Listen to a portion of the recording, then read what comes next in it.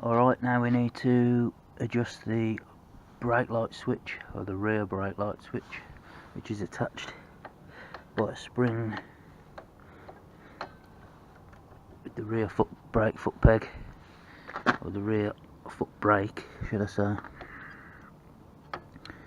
It's basically a plastic cylinder that's threaded with a plastic nut either end that mounts through a hole on the end of this foot peg mounting bracket. It uses the same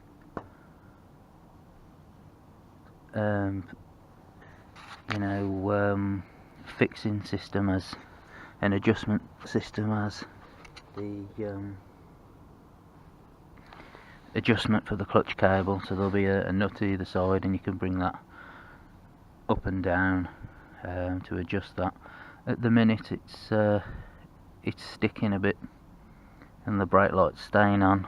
I adjusted it the other day. It wasn't coming on at all, so I adjusted it, and then now it's sticking a bit, so I've got to come back and readjust it again. Now the other day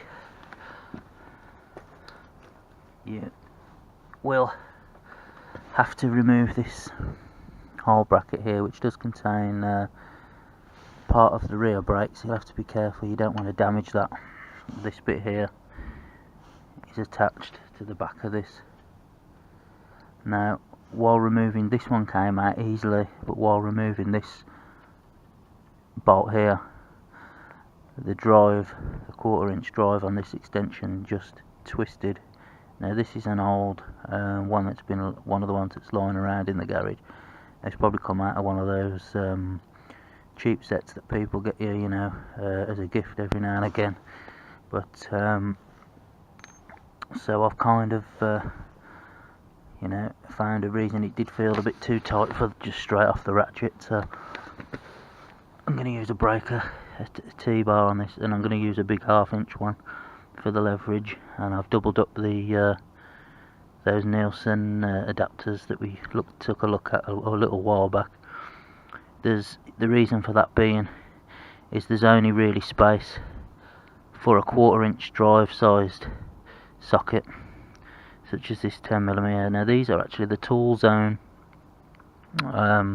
sockets that I picked up that I told you I wasn't quite so sure about just yet, but they actually do hold up pretty well, because this was the socket that was attached to the end of this that got chewed up previously. So it can obviously take the same kind of torque.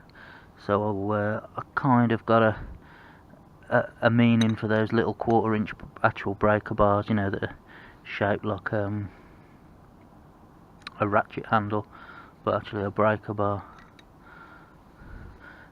In 1/4 inch there's actually a use for them, because in here you can only get a 1/4 inch drive sized socket on there,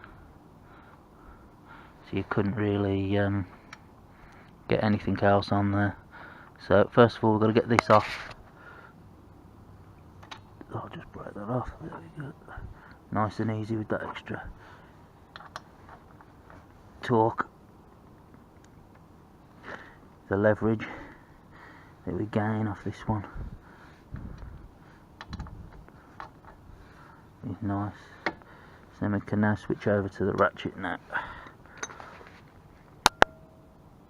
Obviously I got, we've seen before, a lot of different tools and sockets and ratchets and things, but this is just part of the stuff that I have as quick grab stuff that's in the garage. It means I don't have to go out to my toolboxes every 5 minutes, and it can just get basic jobs done. I mean, this is a good 1/2 inch breaker bar. It's a Heiko from West Germany, chrome vanadium.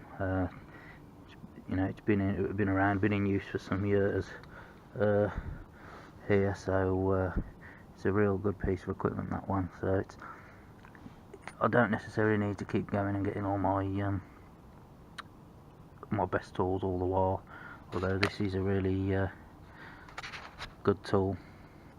Just got stuff that can get the job done in regards to vehicles and stuff in the garage.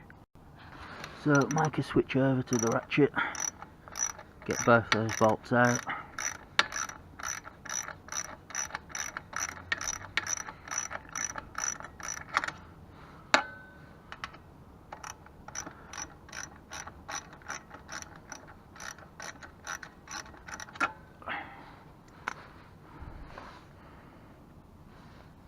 Have you moved it by hand? No, not yet.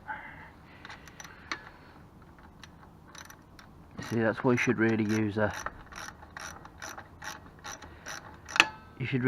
breaker or a T-bar first, because the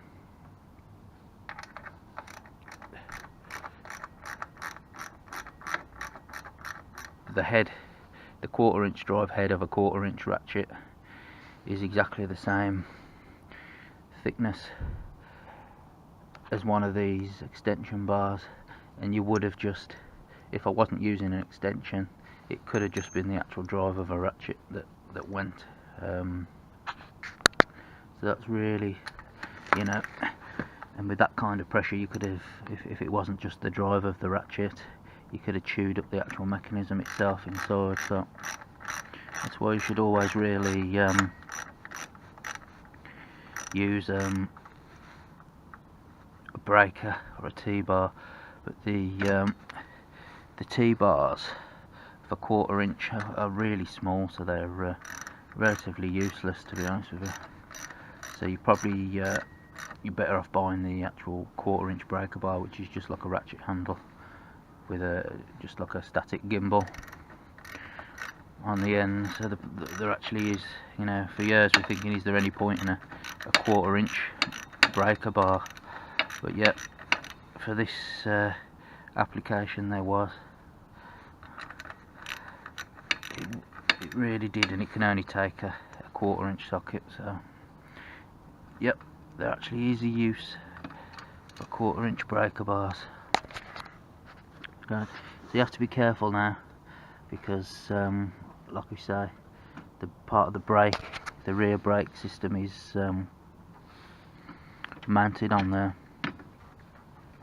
You can actually see, if you take a look, the switch is here, and you've got the top screw there and the bottom plastic screw there. Now the plastic, it is about a 16mm hex cap screw there, but it is a pain to get the as I noticed last time, to get the spanner on there. So you might actually find it easier to use some needle nose pliers to adjust that, because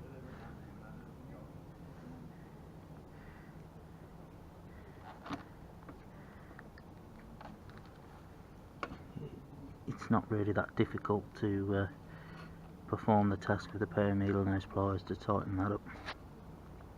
You can say that's actually a 17 size nut, but you can just use a pair of flat, very flat, you know, no ridges on the jaws pliers, with, you know, the completely flat jaws, or you could just use a pair of normal needle nose pliers to nip them plastic nuts up, because although you can get in there, it's not too bad for the top one, but the bottom one with a 17 size spanner can be a bit of a pain. Okay, it's getting quite dark here, but afterwards you just need to make sure that you tighten it back up again, and then I'd advise using the breaker bar to torque them back up again as well.